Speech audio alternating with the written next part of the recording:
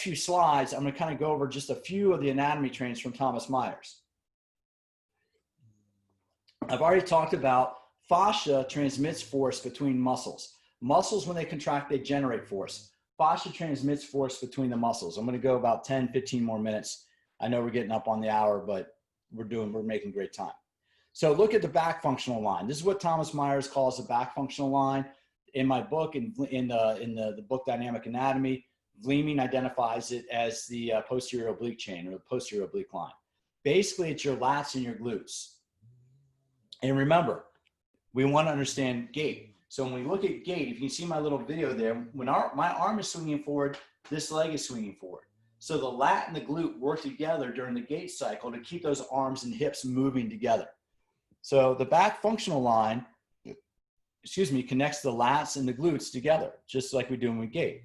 If you want to really train the back functional line, that single leg Romanian deadlift is perfect for that. Not only are you doing the back functional line, but if you look at that picture there, he's also using his hamstrings and adductors. This honestly becomes, this is one of my go-to exercises, whether I'm teaching classes, whether I'm working with clients, or whether I'm training myself. Because if you can do the single leg Romanian deadlift, you're using core stability, you're using a single leg action, you're using the shoulder. And remember what I say about core training.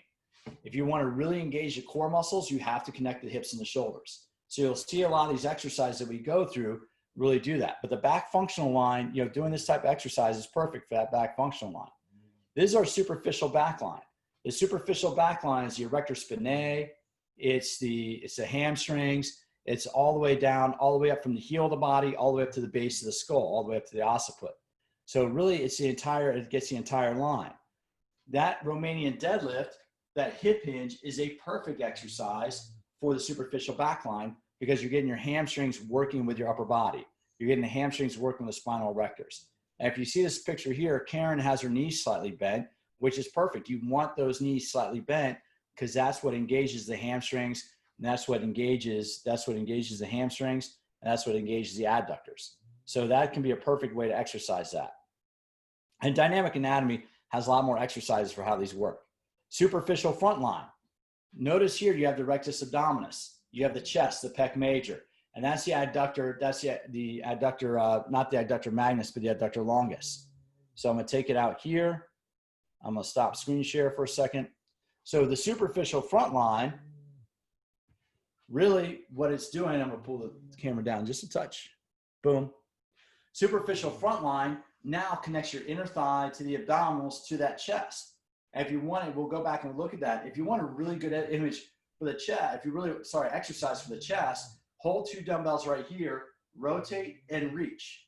Rotate and reach. Because as you rotate and reach, you have to keep that spine long, and you reach this way, you're lengthening that pec all the way. So you rotate and reach, you lengthen that pec all the way.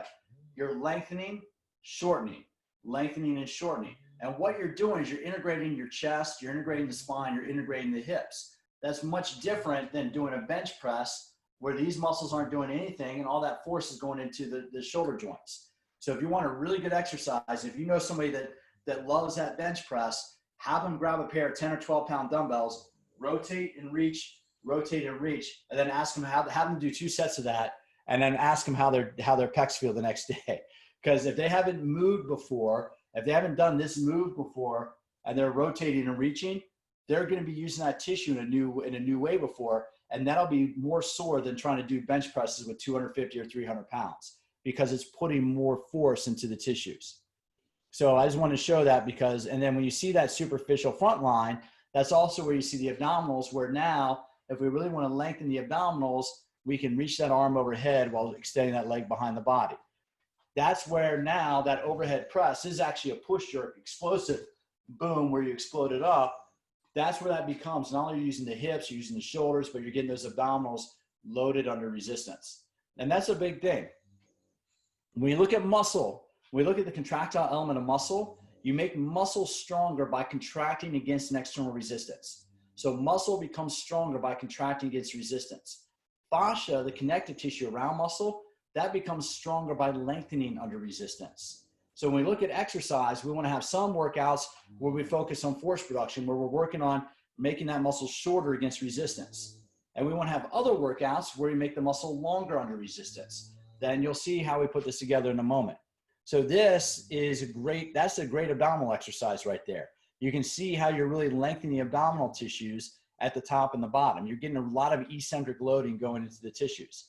This is the lateral line. All the intercostal muscles, the muscles that go up right in the back of the neck, you have your glutes. The lateral line now is where we do an overhead press. We do a one-arm overhead press. That picture on your right is a one-arm overhead press of where you have 1 foot back. So if I'm doing a press here with this arm, this leg is back a little bit. You're getting those hips and shoulders working together. And you're getting just a little rotation, but you're getting that full body working together. I just wrote an article on unilateral training for the American Council on Exercise. And what's interesting, the research is showing there have been maybe 4 or 5 studies that have confirmed this. It's called cross-education.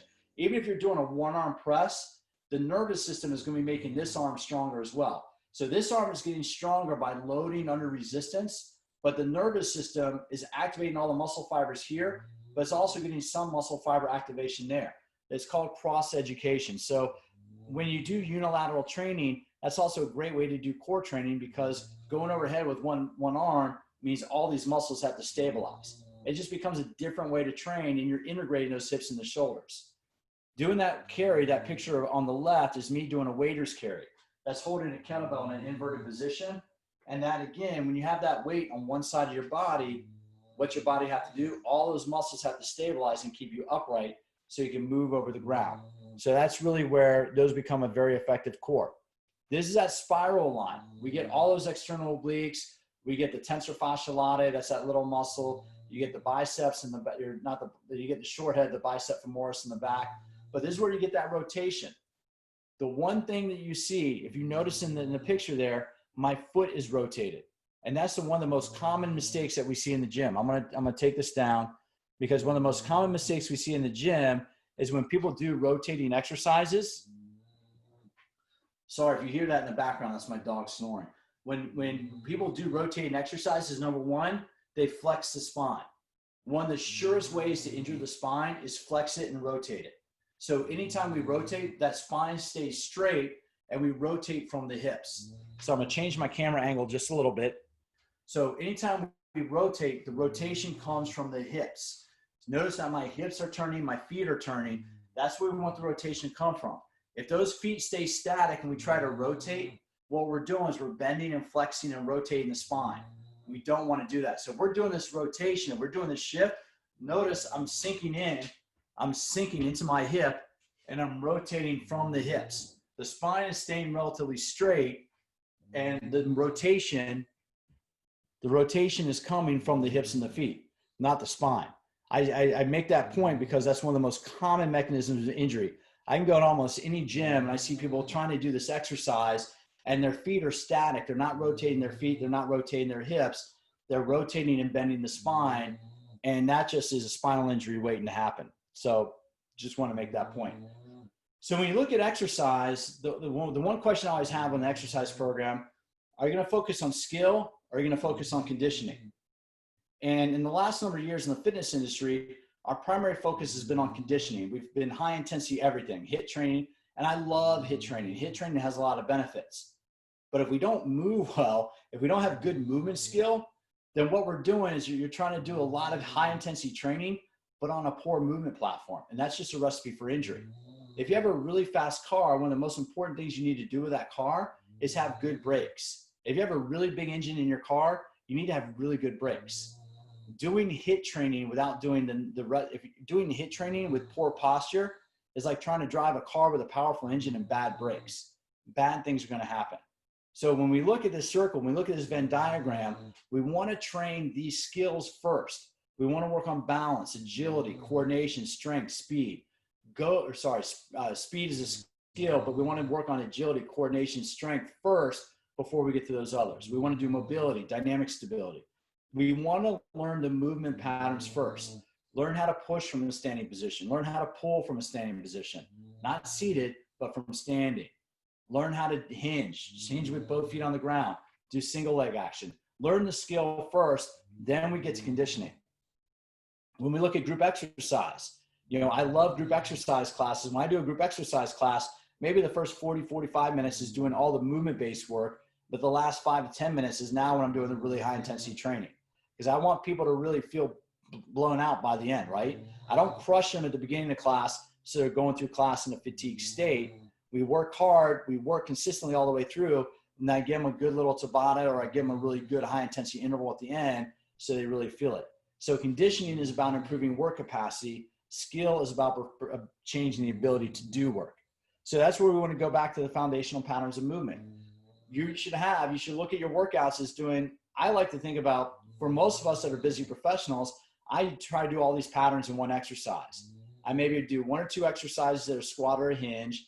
I'll maybe do 1 or 2 exercises that are a lunge or a split squat or a single leg action, 1 or 2 pulling exercises, 1 or 2 pushing exercises. And I usually do the rotation exercises in the beginning. Just 1 second, I'm gonna wake up my dog. All I do is give my dog a little nudge. So I don't know if you heard her snoring there, but I have a bulldog, and I love bulldogs, but they have a very, very loud snore. So all I did was wake her up a little bit. Didn't do anything hard. But when we look at the foundational patterns of movement, we want to be able to train these movement patterns. So you can look at a day where if we don't have much time, doing all these patterns, doing 1 exercise for each pattern, doing about 3 or 4 sets of each exercise should take about 30 to 40 minutes. Shouldn't take that long, but you're training your body how to move and you're using all those muscles together. Now, here's where it becomes a form of metabolic training, right? And metabolic just means we're using energy metabolism. We use the metabolism to produce energy for the muscles. Anytime we use more muscles, we use more oxygen. The body burns about 5 calories of energy to use 1 liter of oxygen. So if we're focusing on movement patterns, we're using all muscles at one time, we're being much more energy expensive. We're burning more calories during our workout. So we're kind of getting a win-win. We're working on our movement, we're working on our energy production, we're working on everything together. This becomes our 3-day training split. You know, bodybuilding, we used to have that split where, we do chest and tris on one day, back and bis on the other, shoulders and legs, however you want to do it. That's great. You want to do that? Do that. But understand that's a recipe for injury. If you want to hear, on my podcast, if you listen to All About Fitness podcast, I was interviewed 6-time Mr. Olympia winner Dorian Yates. His body is so thrashed now from all of his years of bodybuilding. He really doesn't lift that much anymore, and he does more other things because his body is so thrashed. So yeah, go down that road. Much better to train the entire system as one structure. So when we look at it, this is the way I try to get people thinking about training. One day is your heavy day. That's either strength or power. You can do strength where you're focusing on 6 to 8 repetitions, working really heavy, or you can do power where you're doing explosive training. But one day is your high force production day. That's where you're doing all those patterns. You're doing a hinge pattern. That could be a kettlebell. Kettlebell swings are a hinge pattern. You do your heavy squats. You do your heavy split leg squats. If I have my foot up on something behind me, I can do my heavy overhead press. You can do a heavy chest press if you want. You're doing a heavy resistance day one day. The next day you do body weight training. You do unloaded training. You move through different planes of motion. Here's the thing. When you use a heavy weight, you have to stay linear. You can't take a heavy weight and try to move through space. That's a recipe for injury. But the second day is now you're moving through space in multiple planes of motion. So think about the first day is working on your contractile element of muscle. You're working on generating that force. The second day is your fascia workout. You're working on moving through multiple planes, moving in multiple directions. If you're going to use weight the second day, and you can, you just use a light medicine ball, use light dumbbells, use a cable machine. So the first day, heavy day, can be dumbbells, barbells, machines. Second day could be cable machine, could be TRX, could be rubber resistance, but you want to move through space with a load. Day 3 is your energy pathway day or energy systems day. Here's the thing. If you're doing aerobic training, if you're breathing, you're doing cardio. If you're breathing, you're doing cardio. But anytime you exercise, use one of your energy pathways. Use your long-term, your mitochondrial respiration, use your intermediate term, your glycolysis, or use your short-term, your ATP-PC. So high-intensity interval training would be great on the third day, but that doesn't need to be that long of a workout. You could also do steady-state training. But this is the way I try to get people thinking about doing workouts. So you do 2 heavy workouts a week, 2 heavy total body workouts a week. You do 2 body weight workouts a week. That could be yoga class. That could be a dance class. That could be a TRX class. It could be Pilates. I would classify bar. If I were to classify bar, I'd put bar in day 2 in a more unloaded day because you're not using a lot of heavy resistance. You're doing a lot of repetitions, but you're not using a lot of heavy resistance. You should have at least 1 or 2 days of heavy resistance because we need that resistance to strengthen muscle, strengthen bone, strengthen connective tissues. Day 2, now we move in multiple planes of motion, multiple directions. Day 3, we do our energy system development. Day 4, if you have a really hard day 3, if you do a HIIT training on day 3, day 4 is low intensity, or you go right back into day 1. But that way, here's what the week looks like. Whoops. That's what a week could look like. Monday, you do a dumbbell strength circuit, 8 to 10 reps per exercise. And 8 to 10 RM means fatiguing by the last repetition. The next day, you do a TRX workout or a yoga workout. So if you're doing the strength, you're staying relatively linear. You're doing TRX or yoga, you're moving in multiple planes of motion. Third day, Wednesday, is indoor cycling. HISS is high intensity steady state. That's where you try to work above that aerobic capacity, but you're staying at a relatively steady state above your aerobic threshold. You're staying at a steady state above your aerobic threshold. Thursday, you might do a group strength workout. Friday, you might do a yoga workout. Saturday, you might do a strength workout followed by 4 to 6 minutes on HIIT. And that's one of the things I love to get people thinking about doing is, we can do a strength workout and then we can do a HIIT workout. All we're going to do is do 1 4-minute Tabata or do 1 6-minute ladder. It doesn't need to be. The research on HIIT is overwhelming that less is more. You do 4 to 6 minutes of HIIT, but each interval is done at the highest intensity. That's all you really need to do. And then finally, Sunday is your Netflix and chill day. So that gives you an idea of what to do during a week, of how to structure your entire week of workouts, of where you're using your body is one system. Those of you, you probably heard about this through the All About Fitness podcast. Keep checking back on that. I got a couple of good ones coming up. I'm really excited about some of the stuff I've been doing on there lately, and I'm trying to put a lot more information on there. And I want to be doing more of these webinars to help you learn how to use your body. There's, of course, my book, Smarter Workouts. I'm working on a second book right now, Ageless Intensity, How High Intensity Exercise Slows Down the Aging Process. There's my email, my website. I'm trying to post more information on my blog. Oh, I don't have my YouTube channel. I'm also doing the All About Fitness podcast YouTube channel. I'm trying to throw up 2 or 3 workouts up there. And if I do webinars for other people, if I can do it, I'm gonna link the webinars up on YouTube to put more information up there. So there's all the information, folks. There's some resources, some references. What I'm gonna do is I'm gonna stop the screen share. If you need to go, I understand that. But if you want to ask a couple questions, do that in the chat room. I'll hang out here for a minute or 2. You can ask a question, do the Q&A. But hopefully you got something out of this today. This is really what I'm trying to do. Like I said, when I'm trying to do these webinars is I want to give you, if you're a listener of All About Fitness, if you're a fitness professional, I'm trying to give you more information. If you're a Fit Pro, you can use this information with your clients. If you're a listener of All About Fitness, you can use this in your own personal workouts so that you work out and be healthier. The cool thing is with the, thank you, Megan. The cool thing is the stuff on the research on exercise and aging. There's a great research study that came out 2 years ago from the Ball State University. And I actually, I posted that podcast back in August, with Scott Trappy. So what Ball State did, and I'll finish with this, Ball State went and they studied people who've been exercising for 50 years. These are people in their 70s who've been exercising since fitness became popular in the 1970s. They went through and they did muscle biopsies, and they found that people in their 70s who've been exercising for 50 years have the same muscular health and vascular health as people in their 20s. So the study took 3 older groups. They did older competitive people who've been running races their entire life, like older masters athletes, older runners. They took people in their 70s who've been recreational people. They've been exercising 3 or 4 days a week throughout their entire life. And then they took the people in their 70s who didn't exercise. They took a sedentary control group. So they took tissue samples from each of those groups and they compared them to a tissue sample of people in their 20s. And what they found were the older people who've been exercising for 50 years had the same tissue properties as people that were 50 years younger than them. Fascinating stuff.